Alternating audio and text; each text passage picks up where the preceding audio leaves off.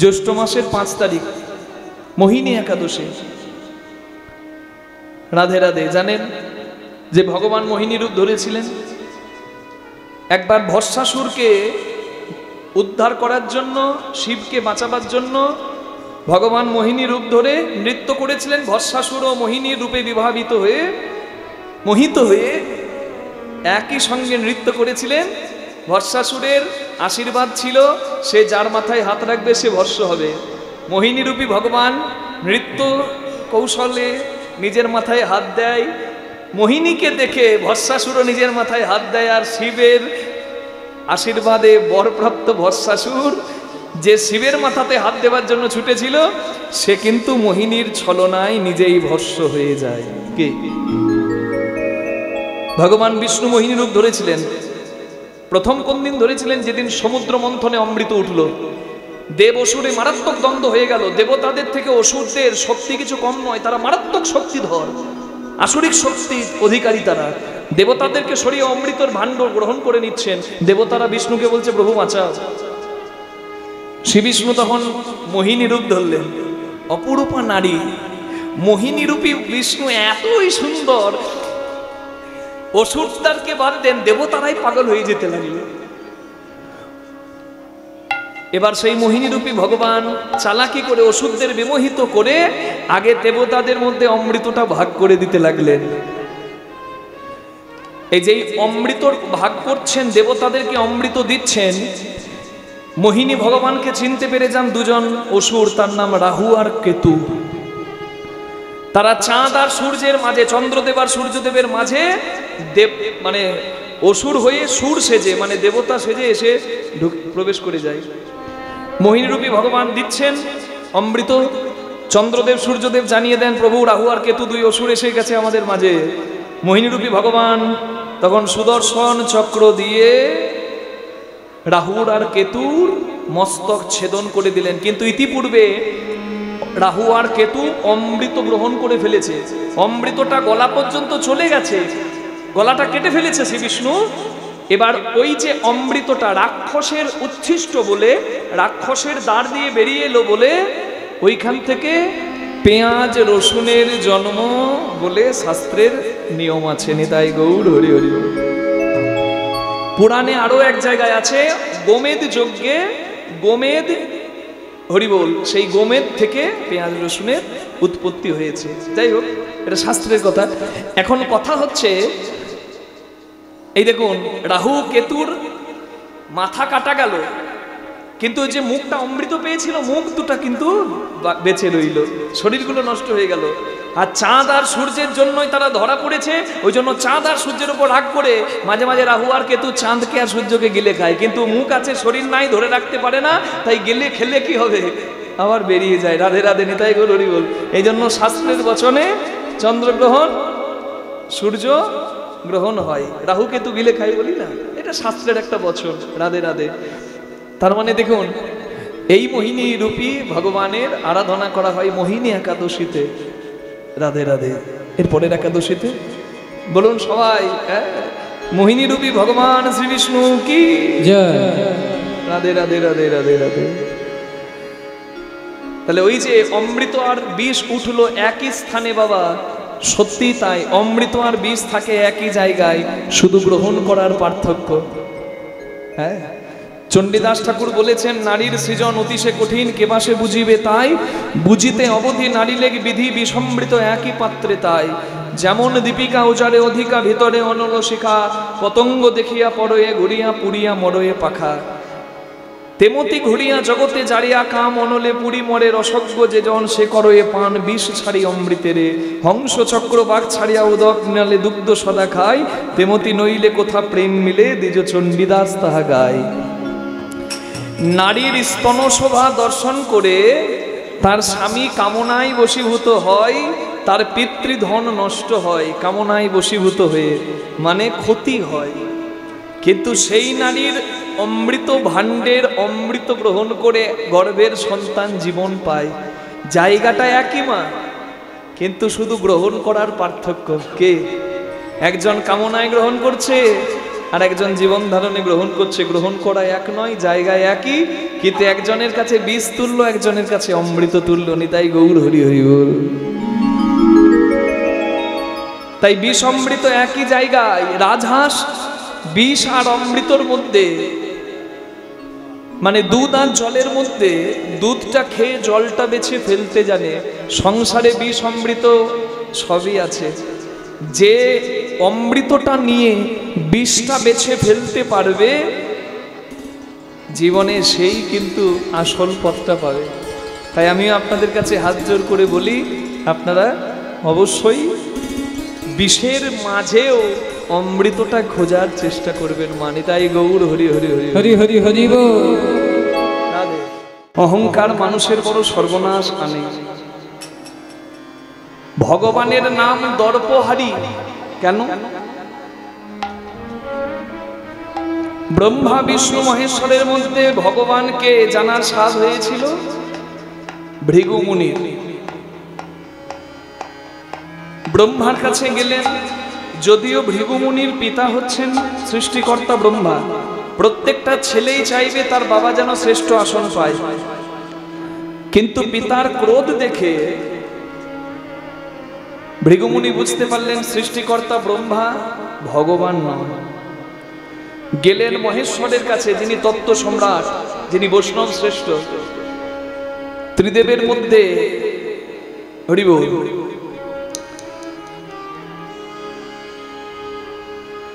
যিনি সর্বত্যাগী মহাদেব, তার কাছেও গেলেন। কিন্তু যিনি এত পরম ত্যাগী, তারও ক্রোধ আছে। সেই ক্রোধ দর্শন করে ভৃগুমুনি অনুভব করলেন না, ভগবান যিনি হবেন তিনি ক্রোধ সংবরণ করে নেবেন। অনন্তনাগ শয্যায় আছে ক্ষীরোদ সাগরে শ্রী বিষ্ণু নারায়ণ। ভৃগুমুনি এসেছেন নারায়ণের দ্বারে, দরজায় এসে দাঁড়িয়েছেন, ডাক দিলেন, প্রভু আমি এসেছি। ভৃগুমুনি এসেছে জেনেও শ্রী বিষ্ণু নারায়ণ কপট নিদ্রায়, মানে ঘুমের ভান করে পড়ে রইলেন। ভৃগুমুনি ডাক দিলেন কিন্তু কোনো উত্তর পেলেন না। ক্রোধান্বিত হয়ে দ্বার খুলে ভেতরে এসে হরি বল দেখছেন কপট নিদ্রায় শুয়ে আছে শ্রী বিষ্ণু নারায়ণ। ক্রোধান্বিত হয়ে ভৃগুমুনি বললেন, সব ভগবান সেজে বসে আছে আর অহংকারের আসন থেকে কেউ নামতে পারে না, তুমি কেমন ভগবান, ঘুমানোর ভান করে পড়ে আছো?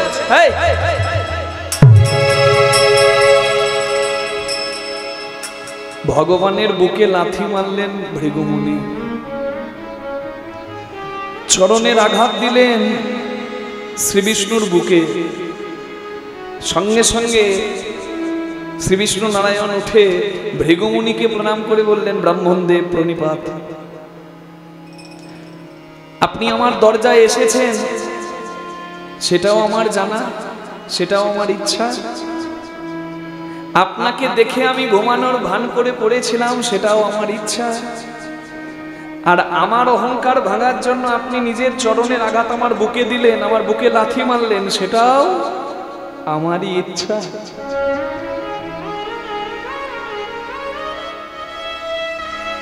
আমি নিজের অহংকারটা আজকে নিজে ইচ্ছা করে ভেঙে দিলাম।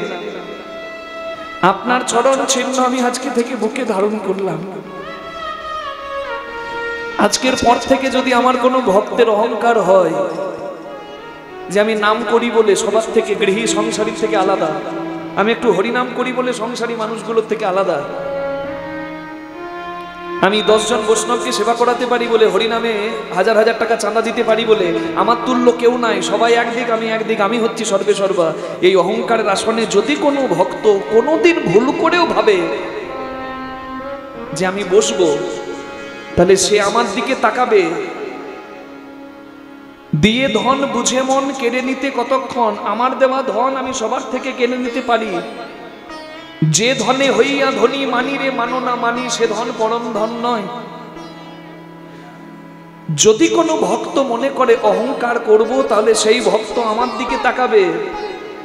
আর যখন আমার বুকে ভৃগুমুনির চরণ চিহ্ন দেখবে, তখন সব ভক্ত বুঝে যাবে যে ভগবান নিজের অহংকার ভাঙার জন্য যদি ভৃগুমুনির চরণের আঘাত পেতে,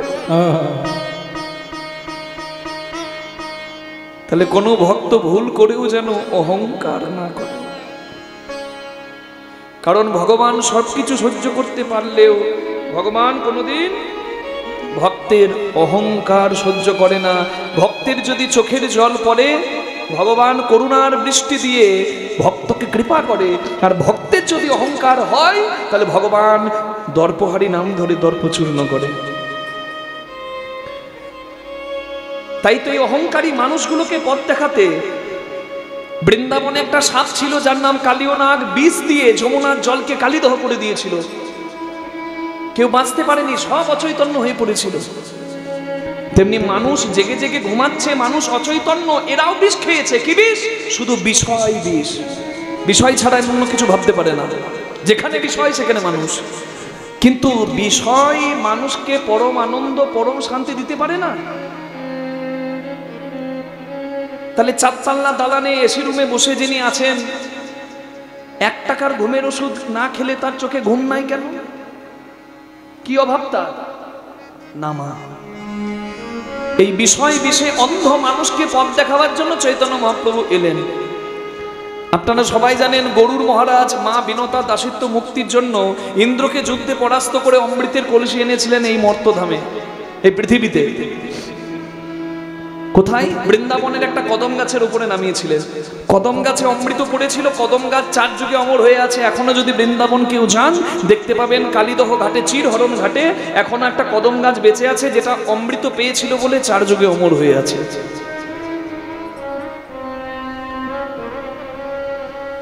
এবার অমৃতের কলসিটা গরুর এনেছে কি জন্য? না, তার সৎ মা কদ্রু, সর্পজননী, সাপেদের মা, কদ্রুর কাছে তার মা বিনতা দাসী হয়ে আছে। সৎমা বলেছে, যদি সাপেদের জন্য, মানে আমার ছেলে সাপেদের জন্য অমৃতের কলসি আনতে পারিস, তাহলে তোর মাকে আমি মুক্তি দেব। পারবি? গরুর বলে, মায়ের দাসিত্ব মুক্তির জন্য স্বর্গ কি, আমি নরকে যাব? মায়ের জন্য আমি এটুকু পারবো না। গরুর আনলেন অমৃতের কলসি। বৃন্দাবনের কিছু ধারালো ঘাস, যাদের বলে কুশ ঘাস, কুশ ঘাসগুলো বিছিয়ে দিয়ে তার উপর অমৃতের কলসিটা নামিয়ে গরুর মহারাজ সৎমা কদ্রুর কাছে গিয়ে বলে, মা তুমি বলেছিলে আমি অমৃতের কলসি এনে দিলে আমার মা বিনতাকে মুক্তি দেবে, দাও, আমি অমৃতের কলসি এনেছি, আমার মাকে মুক্তি দাও। কদ্রু দেবী বললেন, বেশ গরুর, তুমি যখন কথা রেখেছো, আজ থেকে তোমার মা বিনতা মুক্ত। বিনতা, কদ্রু, দিতি, অদিতি সবাই কিন্তু কশ্যপ মুনির স্ত্রী। তাহলে সাপও মরল, লাঠিও ভাঙলো না, মা বিনতা মুক্তি পেল। কিন্তু এদিকে ইন্দ্রদেব মনে মনে ভাবছেন যে অমৃতের কলসি নিয়ে গেল গরুর সাপেদের জন্য, ওর মা তো মুক্তি পেয়ে গেছে, এবার সাপেরা যদি অমৃত খায় পৃথিবীতে তো বিষ দিয়ে পৃথিবীটাকে শেষ করে দেবে। তাই সাপেদের হাত থেকে অমৃতটাকে বাঁচাতে হবে। তাই ইন্দ্রের ছেলের নাম জয়ন্ত, জয়ন্তকে বললেন, যা বাবা, সাপেদের অমৃত খাবার আগেই অমৃতটা নিয়ে চলে আয়। এদিকে গরুরের মা বিনতা মুক্তি পেল, কিন্তু যখন সাপেরা অমৃত পান করতে এলো, অমৃতের কলসিটা সাপেদের হাত থেকে বাঁচিয়ে সাপেরা যখন স্নান করতে গেছে, ঠিক সেই সুযোগে ইন্দ্রপুত্র জয়ন্ত, যাকে কেউ চোখে দেখতে পেত না, অদৃশ্যমান, সে অমৃতের কলসিটা পুনরায় স্বর্গে নিয়ে চলে গেছে। তাহলে সাপেরা অমৃত পেল না? স্বর্গে নিয়ে যাওয়ার সময় 4 জায়গায় ভারতবর্ষের অমৃতের কলসি নামিয়ে বিশ্রাম নিয়েছিল ইন্দ্রপুত্র জয়ন্ত। 4টি জায়গা কোন জায়গা? নাসিক, উজ্জয়িনী, এলাহাবাদ, হরিদ্বার। আর এই 4টে জায়গায় অমৃতের কলসি নামানো হয়েছিল বলে এখনো পবিত্র তিথিতে, পবিত্র লগ্নে লাখ লাখ ভক্তের ভিড় হয়, সাধু সবাই এসে ভিড় করে। কারণ ওই 4টে জায়গায় ওই বিশেষ দিনে স্নান করলে অমৃতের কলসি নামানো হয়েছিল বলে সবাই বিশ্বাস করে, স্নান করলে এখনো অমরত্ব পাওয়া যায়। এই 4টে জায়গায় ভারতের সব থেকে বড় মেলা হয়, নাসিক, উজ্জয়িনী, এলাহাবাদ, হরিদ্বার, যার নাম মহাকুম্ভ মেলা। হরি হরি হরি। এখন অমৃতের কলসিটা তো নিয়ে চলে গেল জয়ন্ত স্বর্গে, কিন্তু সাপেরা যখন অমৃত পান করতে এলো, সাপেরা কিন্তু অমৃত পেল না। সাপেরা কি করলো জানেন? মনে মনে ভাবছে ওই ঘাসের ওপর তো অমৃতের কলসিটা নামানো ছিল, কদম গাছের ওপর অমৃতের কলসিটা নামানো ছিল, কদম গাছ একটু অমৃত পেয়ে অমর হয়ে গেল। তাহলে ঘাসের ওপরেও যদি অমৃত লেগে থাকে, আমরা যদি ঘাসগুলো চাটি, তা একটু যদি অমৃত পাই। এই অমৃত আছে মনে করে ঘাসগুলোকে লেহন করতে থাকলো, জিভ দিয়ে চাটতে থাকলো, অমৃত তো পেল না। ওই ঘাসের আঘাতে জীবগুলো দুটি খণ্ডে বিভক্ত হলো। সেই থেকে আজও সাপেদের জিহ্বা দুটি খণ্ডে বিভক্ত। এই পুরাণ কথা, গরুর পুরাণের কথা আপনারা অনেকেই জানেন, কিন্তু এখন আমার কথা হলো যে সাপেদের জিভ কাটা দেখে যেন আমরা কোনোদিন হাসবো না, কারণ সাপেদের দেখে হেসে লাভ নাই। সাপেরা অমৃত আছে মনে করে ঘাস চাটলো, জ্বালা বাড়লো, জিভ কাটলো, ওই সাপেদের মতো আমাদের দশা। আমরা এক একটা কালীয় নাগ হয়েছি, অহংকারী। আমরাও অমৃত আছে মনে করে সারা জীবন ওই চাটছি, কি বিষয়? কিন্তু যত চেপে যাব জ্বালা বাড়বে, জিভ কাটবে, জ্বলন বাড়বে, কিন্তু অমৃত পাবো না, কারণ অমৃত ওখানে নাই। অমৃত আছে কোথায়? যে অমৃত পাবার জন্য আপনারা এখানে এসেছেন, কারণ জানেন এখানে কীর্তন শুনে টাকা পয়সা বাড়ি গাড়ি হয়তো হবে না, কিন্তু যে ধন মূল্য দিয়েও বাজারে কিনতে পাবো না, সেটা এখানে পাওয়া যেতে পারে। সেই অমৃত হরিনামামৃত, সংকীর্তনামৃত, ভাগবতামৃতম, রামকৃষ্ণ কথামৃত, চৈতন্য চরিতামৃত। বিয়ে প্রথম স্বামী স্ত্রীকে, স্ত্রী স্বামীকে কি বলবে? কোথায় যাবে গো? বলে বি শিফট ডিউটি আছে ইসিএলে, আজকে যেতে হবে না। কেন? আজ আমার মন খারাপ। তুমি জানো না, তোমাকে এক সেকেন্ড না দেখলে বুকের ভেতর ধরপড়। কি প্রেম! আর যখন 30-40 বছর হয়, প্রেম উড়ে পালায়, তখন কি বলে? কাজকর্ম নয় নাকি, ঘরটাতে গুড়গুড় করে মতিচ্ছন্ন, তোমাকে দেখলে গা পিত্তি জ্বলে। যাকে না দেখলে থাকা যায় না, তাকে দেখলে গা পিত্তি জ্বলে। এটা ভালোবাসাই হয় নাকি? এটা ভালোবাসা নয়। বোঝাপড়া হতে পারে, হ্যাঁ, সামাজিক বন্ধন প্রতিপালন হতে পারে, কিন্তু ভালোবাসা অত সহজ জিনিস নয় বাবা। আমরা ভালোবাসাকে তুচ্ছ করে দিয়েছি, কিন্তু ভালোবাসা অত তুচ্ছ নয়। ভালোবাসা হচ্ছে প্রণম্য, শ্রদ্ধার ভালোবাসা, পূজার। রাধাকৃষ্ণের এই লীলা কথা শোনার জন্য আপনারা এখানে বসে আছেন রাত জেগে। কেন? এটাও তো প্রেমের কথা, কিন্তু এই প্রেমে স্বার্থ নাই, নিঃস্বার্থ। এই প্রেমে নিজের আত্মসুখ নয়, ভালোবাসার মানুষের সুখ। আত্মেন্দ্রিয় প্রতিমাঞ্ছা নয় গোপিকার, কৃষ্ণ অঙ্গে সুখ দিতে সঙ্গমার বিহার। রাধে রাধে। প্রেম তো অত সহজ জিনিস নয়। প্রেম কি বাজারে বিক্রি হয় নাকি? কি মা, বাজারে বিক্রি হয়? প্রেম সবার ভাগ্যে জুটবে না। রাঁধুনি হইবি, ব্যঞ্জন রাঁধিবি, হারি না ছুইবি তাই, পতঙ্গের জালে মাতঙ্গ বাঁধিবি, পিরিতি পাইবি হাই। পিরিতি অত সহজ নয়, অত সহজ নয়। কি আমার কথাটা যারা বুঝবে, জানবো আমি তাদের হাড়ি পাকা, আর যারা বুঝবে না তাদের হাড়ি কাঁচা। কি তাহলে কাঁচা হাড়িও পাকা হাড়ি হয়। করবি যদি পাকা হাড়ি, যারে মন গুরুর বাড়ি, প্রেম আগুনে সিজবি রূপ, করবে জলমল লইলে রাখিতে নাড়িবি প্রেম জল। আমি যে কথা বলছি এগুলো গুরু ঘরের কথা, সাধু সঙ্গের কথা, একটু শুনবেন। রাঁধুনি হইবি, ব্যঞ্জন রাঁধিবি, হাড়ি না ছুঁইবি তাই। রাঁধুনির কাজ রান্না করা, যেমন সংসারের কাজ সংসার করা। রাঁধুনি যদি পাকা হয়, তেল মশলা কতটুকু দিলে, নুন কতটুকু দিলে কি স্বাদ হবে ও কিন্তু জানে। কি আর রাঁধুনি যদি কাঁচা হয়, বারবার রসা মানে ওই ঝোলটা হাতাতে করে তুলবে, ফুরুত করে টানবে, বলবে নুন একটু কম হয়েছে, একটু নুন দি। তাহলে পাকা রাঁধুনি স্বাদ জানে, আর যন্ত্রী যন্ত্রের সঠিক ব্যবহার জানে। কে? যন্ত্রের সঠিক ব্যবহার যদি কেউ না জানে, মন্দির নষ্ট হয়।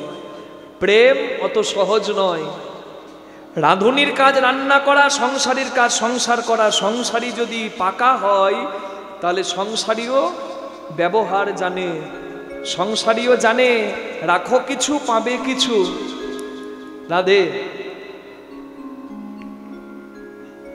হরি বল। রাঁধুনি হইবি ব্যঞ্জন না দিবি, হাড়ি না ছুঁইবি, তাই রাঁধুনি রান্না করবে, সংসারী সংসার করবে, স্ত্রী পুত্র সব দরকার। তবে সারা জীবন মনটাই হাড়িতে থাকলে কিচ্ছু হবে না, প্রেম পাবেন না। কাম পূর্ণ হবে কিন্তু প্রেম প্রাপ্তি হবে না। প্রেম অনেক উচ্চ স্তরের। কি ধৈর্য চালে মত্ত হাতি, বাঁধা তাকে দিবারাত্রি। পতঙ্গের চালে মাতঙ্গ বাঁধিবি, পিরিতি পাইবি হাই। পতঙ্গ মানে পোকা, মাতঙ্গ মানে হাতি। যদি কেউ পোকার জালে, মাকড়সার জালে হাতি বাঁধতে পারে, সে পাবে প্রেম। আপনারা বলবেন মাথা খারাপ হয়ে গেছে কীর্তনিয়ার, মাকড়সার জালে হাতি বাঁধা যায়? লাইলনের নেটে বাঁধা যাবে না, কিন্তু বাঁধা যায়। রাধারানী বেঁধেছিলেন ধৈর্য জালে কৃষ্ণ প্রেমের নাম, মানে কৃষ্ণ প্রেমের মতো উন্মাদ মত্ত হাতিকে। বুঝতে পারছেন? নাম শুনেছেন চণ্ডীদাস ঠাকুর, রামী চণ্ডীদাস। 12 বছর একটা পুকুরে মাছ ধরার জন্য ছিপ ফেলেছিল চণ্ডীদাস ঠাকুর, 12 বছর একটা পুকুরে। আর তার পাশের ঘাটে রামী ধোপানি নামে একজন মেয়ে কাপড় কাচতে যেত। 12 বছর ধরে ওই ঠাকুর মাছ ধরতে আসতো, আর রামী ধোপানি পুকুরে কাপড় কাচতে আসতো। তা 12 বছর থেকে দেখছে যে মাছ ধরছে, কিন্তু কোনোদিন মাছ আর পাচ্ছে না। একদিন রেগে গিয়ে রামী গিয়ে বলছে, ও ঠাকুর, 12 বছর থেকে ছিপ ফেলছো, মাছ তো কোনোদিন পেলে না, মাছ ধরতে জানো না? চণ্ডী ঠাকুর বলছে, 12 বছর থেকে ছিপ ফেলেছিলাম, এই এতক্ষণে এসে ঠোকর দিল। তার মানে কত মাধুর্যের, কত ধৈর্যের ফল প্রেম। কত সহজ। নিজের স্বার্থ সিদ্ধি প্রেম হবে না, বিপদের দিনে পাশে দাঁড়ানো আর ভালোবাসার মানুষের জন্য নিজের ত্যাগ করে দেওয়া, সেটা প্রেমের নাম। আত্মেন্দ্রিয় প্রীতিবাঞ্ছা তারে বলে কাম। আর প্রেম যদি কৃষ্ণেন্দ্রিয় হয়, তাহলে তার নাম হয় কৃষ্ণেন্দ্রিয় প্রীতিবাঞ্ছা ধরে প্রেম নাম। কি রাধে রাধে, বোঝা গেল? বিয়ে বাড়িতে 5 মিনিটের দেখা নাই, গিয়ে বলছে কি সুন্দর তুমি দেখতে গো, গোলাপ ফুল দিয়ে বলছে আমি তোমাকে ভালোবাসি। মেয়েটা চটিটা তুলে বলছে দেখেছো, মুখটা লাল করে দেবো একবার। ছেলেটা মাথা নামিয়ে চলে যাচ্ছে। কিছুক্ষণ পরে, 5 মিনিটও লাগলো না, আর একটা মেয়েকে দেখে বলছে তোমার ফোন নাম্বারটা পাওয়া যাবে, তুমি কি সুন্দর গো। এ কেমন প্রেম যে 5 মিনিটে বদলে যায়। এগুলোকে প্রেম মনে করে আমরা জীবন নষ্ট করছি। মা, প্রেম অত তুচ্ছ নয়। নিজের আত্মসুখ, স্বার্থ সিদ্ধি, কামনা বাসনা তৃপ্তি, এর নাম কখনো প্রেম হতে পারে না। নিতাই গৌর প্রেমানন্দে হরি হরি হরি হরি। প্রেম অনেক উচ্চ স্তরে। রাধে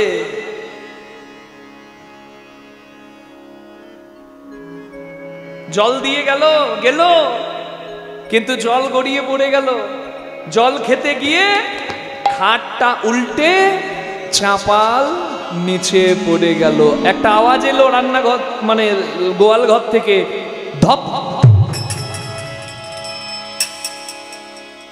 আর ওই ধপ আওয়াজটা শুনে রান্না করছিল গিন্নি, শাড়িটা তুলে তাড়াতাড়ি এসেছে।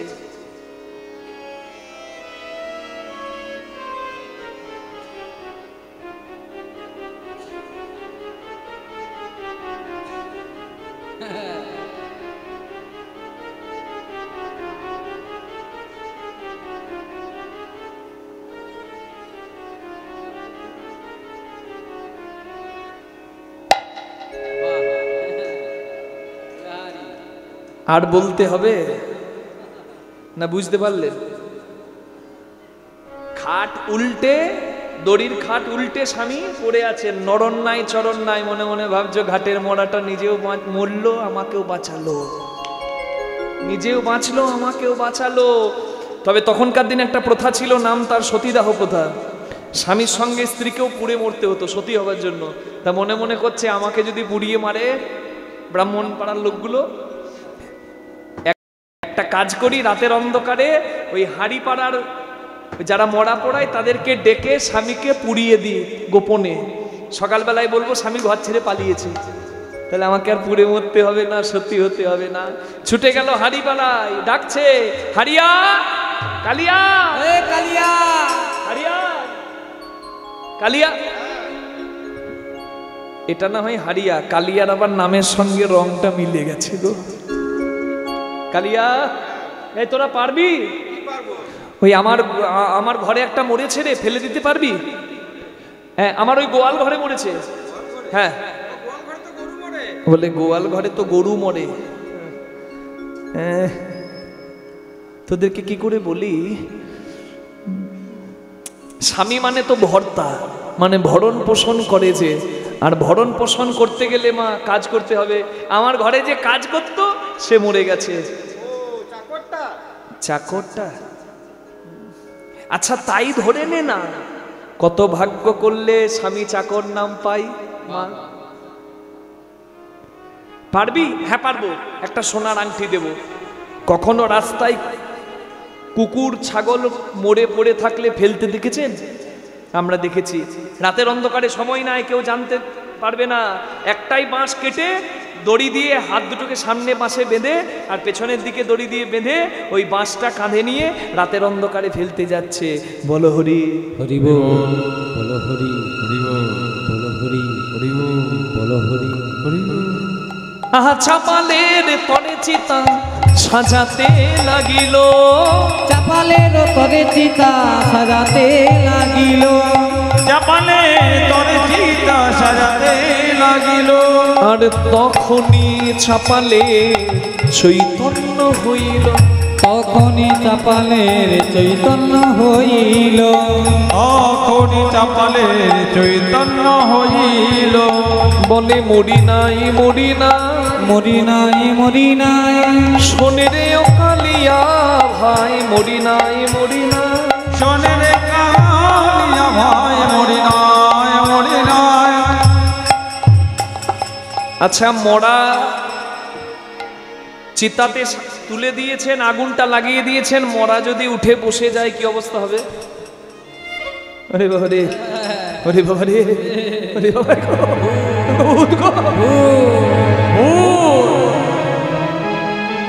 ভয়ে যখন কালিয়া হারিয়া পিছিয়ে যাচ্ছে, গঙ্গার ঠান্ডা বাতাস আর আগুনের তাপ, ঘুম ভেঙে গেছে, মানে মরেনি তো, অচৈতন্য হয়েছিল, জ্ঞান পেয়ে গেছে, ডাকছে হারিয়া, কালিয়া,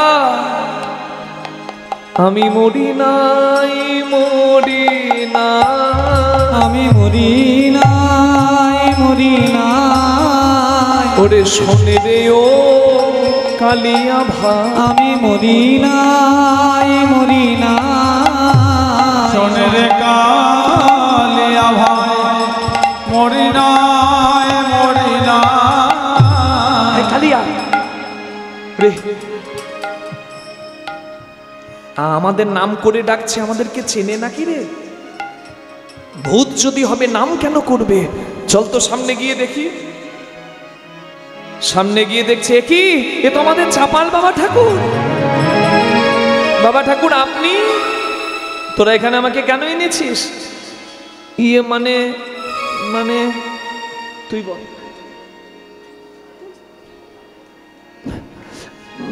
মানে মা ঠাকুরুন বলল আমার গোয়াল ঘরে একটা চাকর মরেছে, ফেলে দিতে হবে। হ্যাঁ চাকর?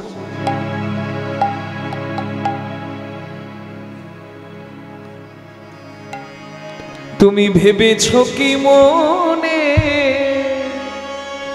আমি ভেতরে কোনো সাউন্ড পাচ্ছি না দাদা, একটু সাউন্ড বাড়াতে হবে। মনিটর গুলো, মনিটর।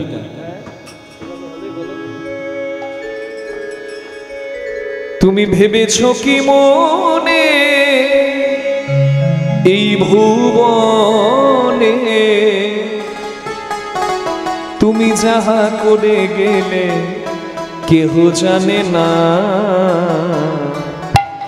বারে বারে আর আশা হবে রে মোনামা, বারে বারে আর আশা হবে না, রে মন আমার, বারে বারে আর আশা হবে না।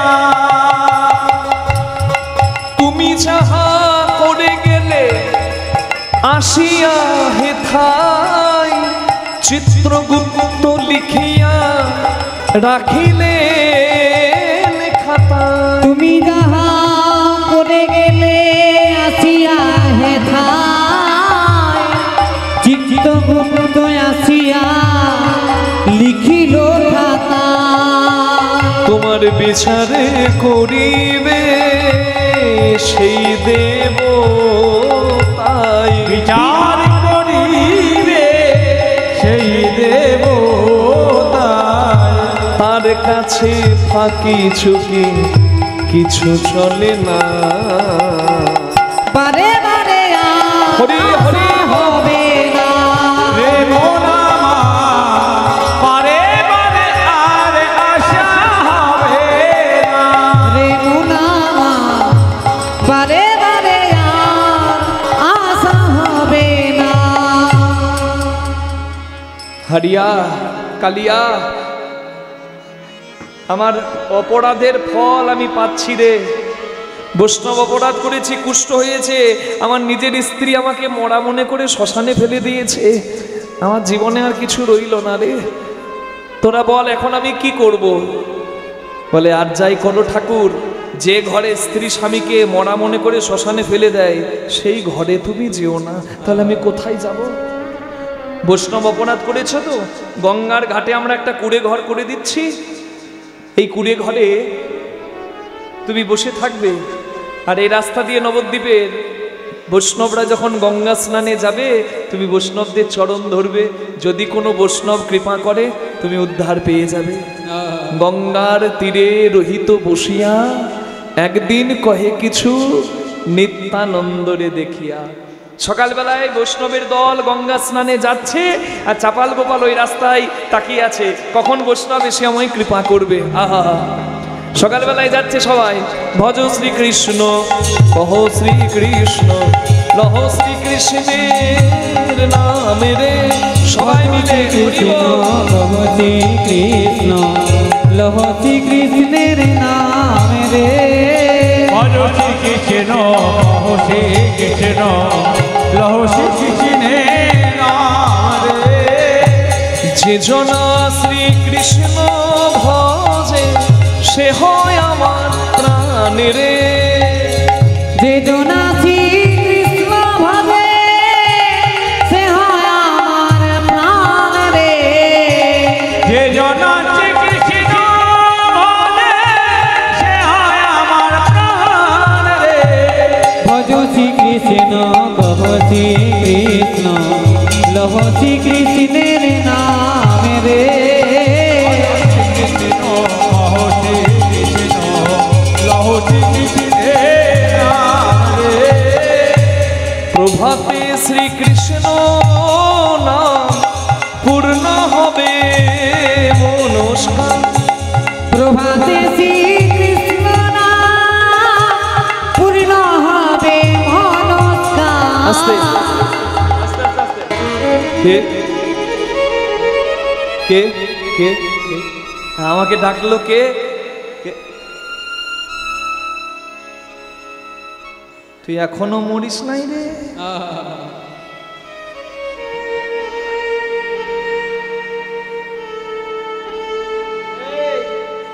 খুব মজা না? হ্যাঁ, বৈষ্ণবের ঘরে মদ মাংস দিবি, কুষ্ঠ হয়েছে। তা আমাকে ডাকলি কেন?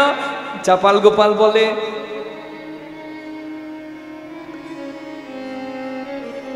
আমার কুষ্ঠ রোগ আছে বলে কোনো বৈষ্ণব আমার কাছে আসে না। আমার বড় তেষ্টা পেয়েছে, জল খাইনি, একটু জল, নিশ্চয়ই জল তো খাওয়াবো। তা জল খাবি, জায়গা দে। বলে অত বড় বাড়ি থাকতে বাড়িতে জায়গা নাই, আমি জায়গা পাবো কোথায়? তাহলে জল খাবি কি করে? নিতাই চাঁদ তখন নিজের গলার উত্তরীয়, এই যে উত্তরীয়, এই গঙ্গায় একদিকটা ফেলে ভিজিয়ে নিয়ে, চাপালের তো হাট গলে গেছে কুষ্ঠ রোগে, তাই নিতাই নিংড়ে দিচ্ছে, এই নিংড়ে দিচ্ছে, বিন্দু বিন্দু জল পড়ছে চাপালের মুখে, আর জলটা পেয়ে শান্তি। এবার আমি আসি। ও দাদা নিতাই, বলো না আমি বৈষ্ণব অপরাধী, কি করে গৌরাঙ্গ চরণ পাই? ওরে হতভাগা, সামনে খোকা মনে মনে ভাবছে কেন যে সামনে বসতে গেলাম রে বাবা। না এখানে নয় বাবা, ওইখানে। চাপালকে বলছে নিতাই, দয়াল নিতাই, ওরে হতভাগা, তুই কি জানিস না নদীর তীরে বসে বলছিলিস জল তেষ্টা মিটছে না, আর এই বাংলার মাটিতে জন্ম নিয়ে বলছিস গৌরাঙ্গ চিনলি না, গৌরাঙ্গ পেলি না, কৃপা পেলি না? ওরে হতভাগা, অবতারের সারে গোড়ায় অবতার, অবতারে সারে গোড়ায় অবতার, কেন না চিনিলি তারে? অবতারের সারে গোড়ায় অবতার, কেন না চিনিলি তারে? করিনি রে বাস, কেন না পিয়াস আপন করম পেরে? করিনি রে মাছ গেল না পিয়াস আপন করম ফেরে। ও মন আগে কেন চিনিলি না রে? কেন না না চিনিলি না রে? যেদিন নেচে নেচে গেল চলে হরি বল, হরি বল বলে, বল হরি বল বলে, হরি বল হরি বলে বলে, আগে কেন চিনিলি না রে? কণ্ঠকের তরু সদাই সেবিলি, সদায় সেবিলি বাবা সানি সরে সনি পামারে নিসা রে মারে নিসনি পানি সরে নিসা নিসরে মারে মা পানি মা পানি সরে নিসা নিসরে নিসরে মারে নিসা নিসরে পা মবনি পম পমারে নিসা রে মা পানি নিসা রে মা পানি নিসা রে মা পানি নিসা। কণ্ঠকে তোর সদায় সেবিলি অমৃত ফলের আসে, কণ্ঠকের তোর সদায় সেবিলি অমৃত ফলের আসে। প্রেম কল্প তরু গৌরাঙ্গ আমার তাহারে ভাবিলি বিশেষ, প্রেম কল্পতরু গৌরাঙ্গ আমার তাহারে ভাবিলি বিশেষ। সৌরভের আসে পলাশ সুখী, সৌরভের আসে পলাশ শুকিলি নাসাতে বসিল কি? সৌরভের আসে পলাশ শুকিলি নাসাতে পচিল কি? ও তুই একটু দত্ত ভেবে কাঠ চুষিলি, কেমনে পাইবি মিঠো? একটু দণ্ড ভেবে কাঠ চুষিলি, কেমনে পাইবি মিঠো? আখ ভেবে কাঠ চুষে কেন আগে ভেবে কাটে চুষে?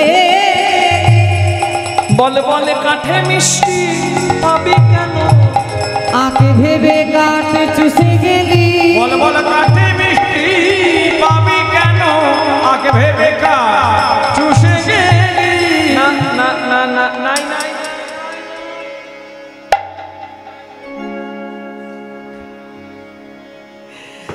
আখের রস আছে, আখ চেবালে রস পাওয়া যায়, কাঠ চেবালে রস নাই। রসিকের সঙ্গ করলে যেখান থেকে কিছু পাবেন, সেই সঙ্গ করলে সুরস পাবেন। আর বেরসিকের সঙ্গে যদি সংসারে থাকেন কিচ্ছু পাবেন না বাবা। কাঠ চেবালে দাঁত ভাঙে, রস পাওয়া যায় না। তাই রসিকের সঙ্গ করুন, জীবন সুন্দর হবে। হরি বল। সংসারে আসিলি গোড়া না ভজিলি, সংসারে আসিলে গোড়া না ভজিলি, না শুনিলি সাধুর কথা, সংসারে আসিলে গোড়া না ভজিলি, না শুনিলি সাধুর কথা। মন ইহ পরকাল দুকুল খোয়ালি, খাইলি লোচন মাথা। ইহ পরকাল দুকুল খোয়ালি, খাওয়ালি লোচন মাথা। কেন সাধুর সঙ্গ করলি না কেন রে? সাধু সঙ্গ করিলি না রে? তবে যেমন এলি তেমন গেলি, ভূতের বেগার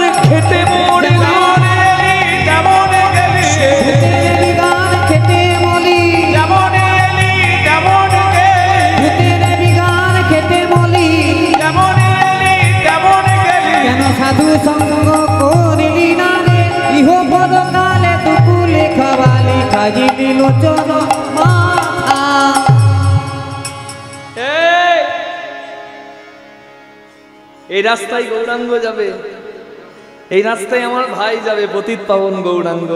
চরণ ধরিস যদি উদ্ধার পাস। ও গো গৌর হরি গোবরা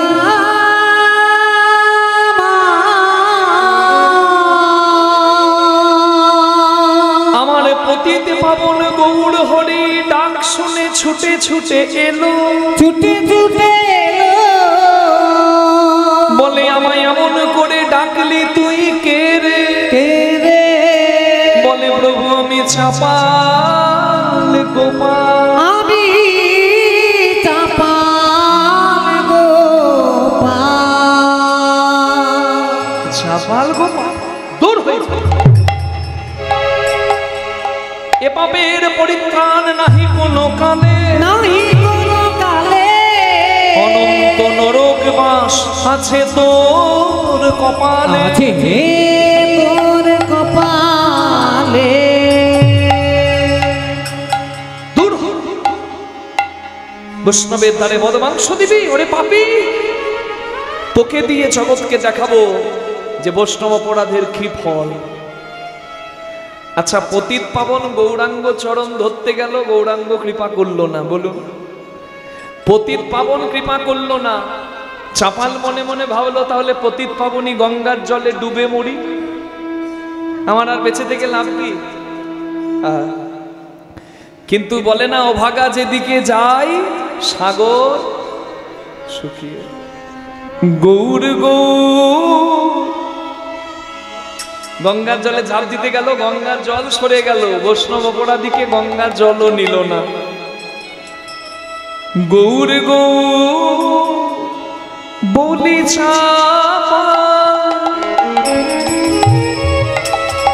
গঙ্গায় ঝাঁপ দিতে গেল,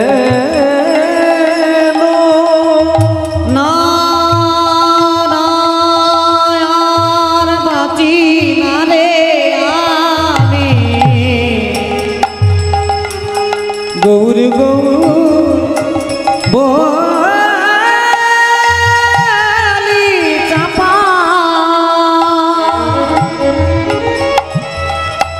গঙ্গা ঝাঁপি দিতে গেল, অমনি পতিত পাবনী গঙ্গা দূরে সরে গেল। অমনি পতিত পাবনী গঙ্গা দূরে সরে গেল। বলে ছাড়ে চাপা ছাড়ে ফিরে, যারে চাপাল যারে ফিরে, বৈষ্ণব অপরাধীরে নেব না নীরে। যার যারে চাপাল যারে ফিরে,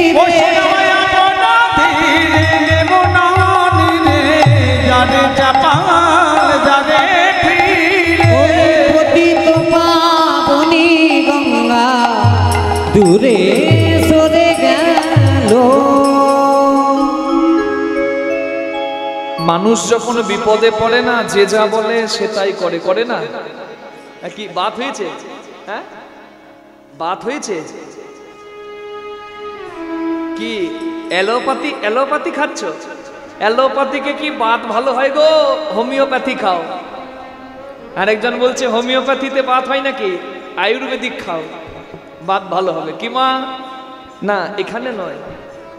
মানে যদি কারোর রোগ ধরে, যে যা বলে সে তাই করে। আমাদের ওই ঠাকুর মন্দিরের মাটি মাখো, বাত ভালো হবে। মাটি মাখো, যা বলবে তাই করবে।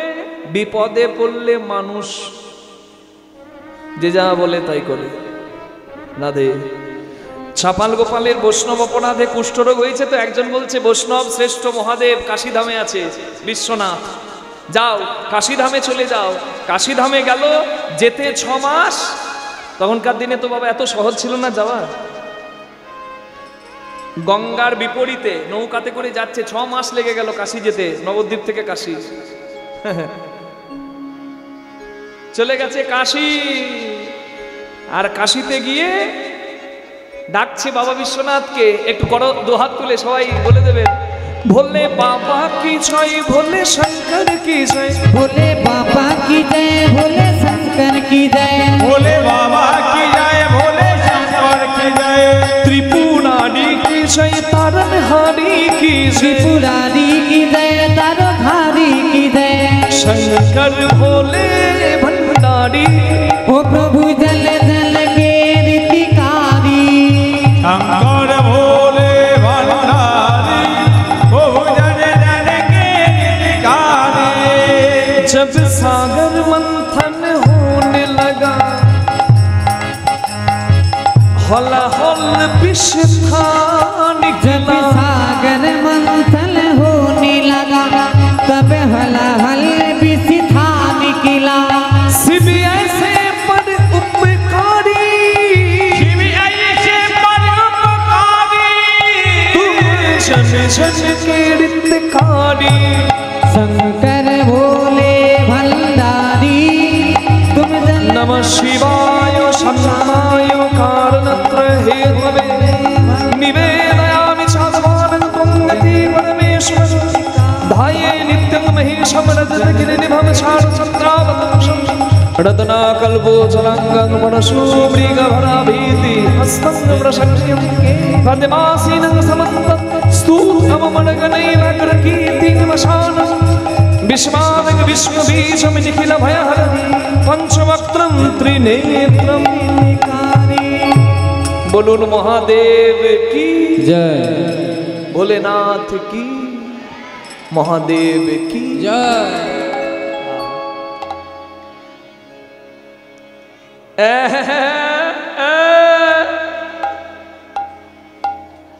বাঙালি মনে হচ্ছে। কোথা থেকে এসেছো বাবা? ঘর কোথায়? হ্যাঁ? না এখানে নয়। বাঙালি মনে হচ্ছে পশ্চিমবঙ্গ থেকে এসেছো। কি কুষ্ঠ হয়েছে? ভালো করে দেবো। হ্যাঁ, তার দোষটা করেছো কোথায় বাবা? বলে ওয়েস্ট বেঙ্গলে। আর ক্ষমা চাইতে এসেছো কোথায়? ইউপিতে, কাশিতে।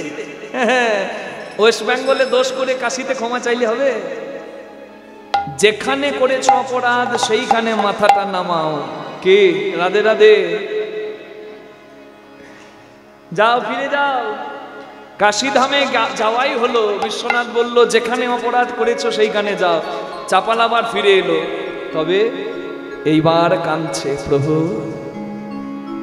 সূর্য ওঠার আগে অন্ধকার চলে যায়, আমার বোধহয় এখনো অজ্ঞান অন্ধকার আছে, তাই তো তোমার কৃপার আলো আমি পেলাম না, কৃপা করো। আর কত কাঁদাবে? এইবার অহংকার ভেঙেছে। তুমি নির্মল করো মঙ্গল করে, মলিন মর্ম মুছায়। তুমি নির্মল করো মঙ্গল করে, মলিন মর্ম মুছায়। তবু পুণ্য কিরণ দিয়ে যাক মোহ কালিমা ঘুচায়। মলিন মর্ম মুছায়। তুমি নির্মল করো মঙ্গল করে, মলিন মর্ম মুছায়। লক্ষ শূন্য লক্ষ বাসনা ছুটিছে গভীর আধারে, জানি না কখন ডুবে যাবে কোন অকুল গরল পাথারে। গাছে গাছে মিষ্টি ফল, নদীতে মিষ্টি জল থাকা সত্ত্বেও আমাদের কামনা বাসনা বড় বেশি, তাই নিজের জ্বালাতে নিজে ডুবে মরি। একটা ছেলে যদি পুকুরে ডুবে যায়, পাড়ার লোকে বলবে কার ছেলে গো, এই দেখো ডুবে মরলো, সাঁতার জানে না, নামতে গেলি কেন রে হতচ্ছাড়া। কিন্তু যে ছেলেটা ডুবে যাচ্ছে তার বাবা যদি দেখতে পায়, বাবা যদি সাঁতার নাও জানে, ছেলেকে বাঁচাবার জন্য বাবা ঝাঁপিয়ে দেয়। এইটাই পার্থক্য মা। আমরা নিজেদের বিপদ দেখেছি, ডুবে মরছি, কিন্তু সবাই হাসলেও সে হাসবে না যার কথা শুনছেন, সে হচ্ছে জগৎ পিতা, আমরা সন্তান, সন্তানের বিপদে সে থাকে না। প্রভু বিশ্ব বিপদ হন্তা, এসে দাঁড়াও রুধিয়া পন্থা, তবু শ্রীচরণ তলে নিয়ে এসো মর্ত বাসনা গুছায়ে। মলিন বিদায় ভূমিনীর মনোকার মঙ্গলকারে ও গো দয়া ও গো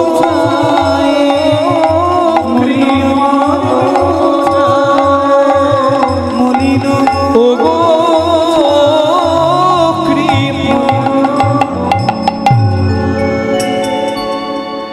চাপাল যখন ফিরে এলো, চৈতন্য মহাপ্রভু সন্ন্যাসী হয়ে 24 বছর বয়সে কেশব ভারতীর কাছে সন্ন্যাস মন্ত্রে দীক্ষা নিয়ে সন্ন্যাসী হয়ে নবদ্বীপ ছেড়ে চলে গেছে।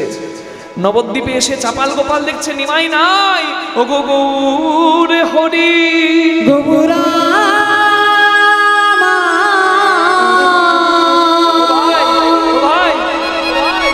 ও ভাই বলো না গৌরাঙ্গ কই? ও ভাই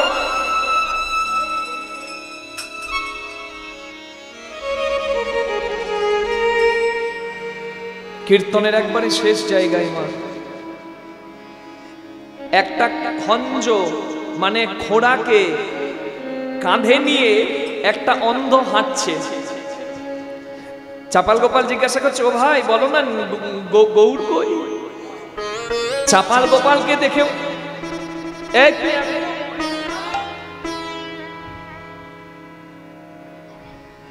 হ্যাঁ ওরে চাপাল তুই বেঁচে আছিস?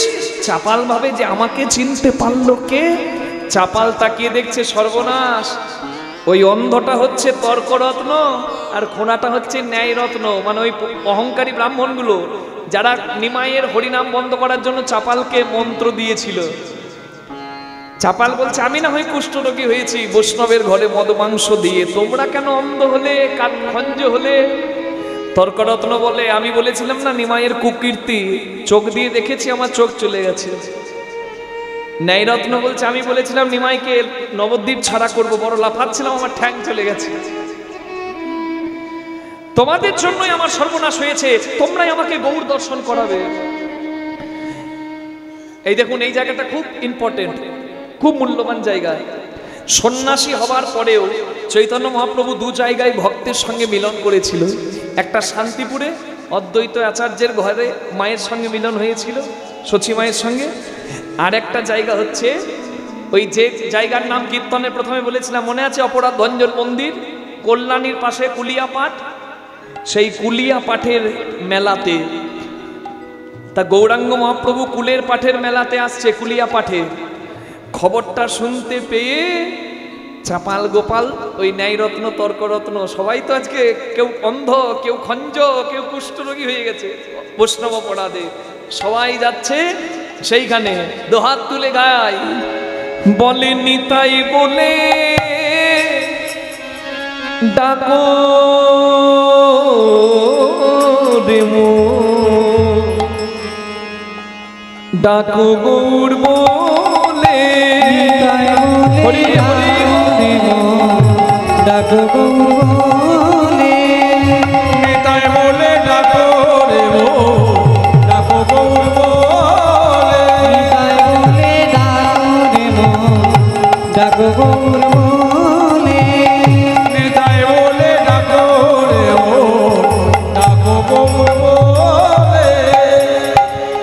তোমরা নামে পাবে কত শান্তি, একবার হরি বলে।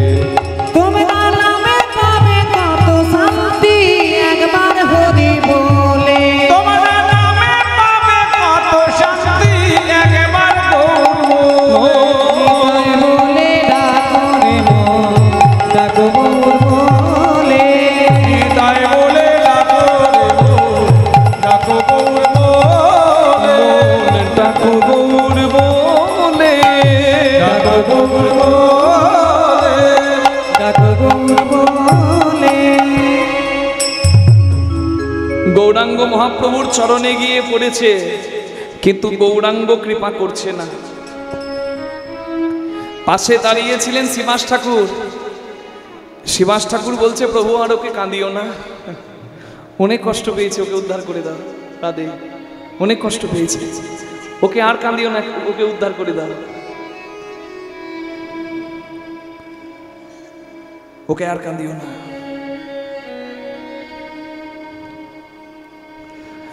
গৌরাঙ্গ মহাপ্রভু বলছে, আমি ওকে কবে উদ্ধার করে দিতাম। শ্রীবাস, ও তোমার অপরাধী, তুমি ক্ষমা করেছো কিনা সেটা দেখছিলাম। আজ যখন তুমি ক্ষমা করে দিয়েছো, আমি ক্ষমা না করার কে? চাপাল, যা অনেক পাপ করেছো, এবার স্নান করে এসো জলে। পবিত্র কুম্ভের সরোবরের জলে স্নান করে চাপাল গোপালের অর্ধেক রোগ সেরে গেল।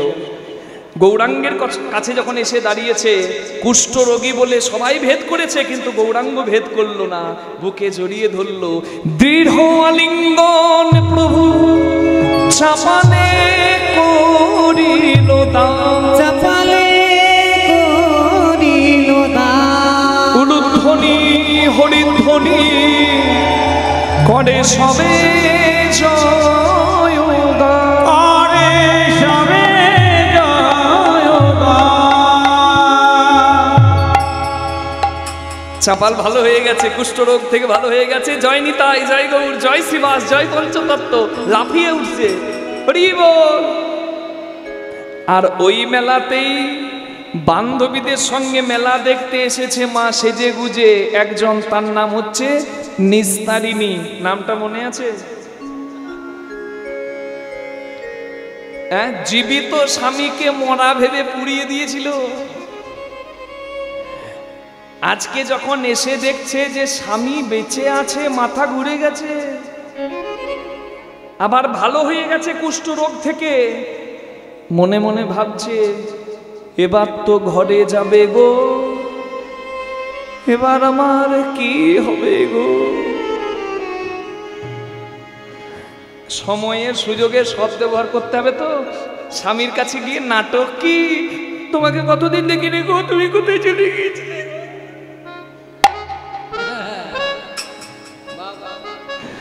কতদিন দেখি নাই, তুমি জানো না আমার কি হচ্ছিল। ওগো স্বামী, ওগো স্বামী, ওগো স্বামী, তুমি কত দামি, স্বামী কত দামি, দূর হ। শ্রীবাস ঠাকুর বলছে, চাপাল, চিন্তামণি পতিতা তাড়িয়ে না দিলে, কৃষ্ণ ভজনের পথ দেখিয়ে না দিলে বিল্লমঙ্গলের গোবিন্দ ভজন হতো না।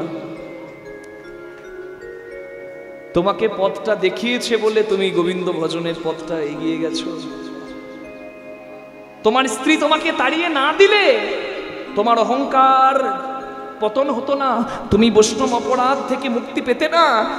যা হবার হয়ে গেছে, তোমার স্ত্রীও ভুল ধরেছে, ভুল বুঝেছে, তোমার চরণ ধরেছে, তুমিও নিজের ভুল বুঝতে পেরেছো। যাও, দুজনে এবার ভজনের সংসার করো, ভজনের সংসার করো, তোমার জীবন সুন্দর হবে। নিতাই গৌর প্রেমানন্দে হরি হরি হরি হরি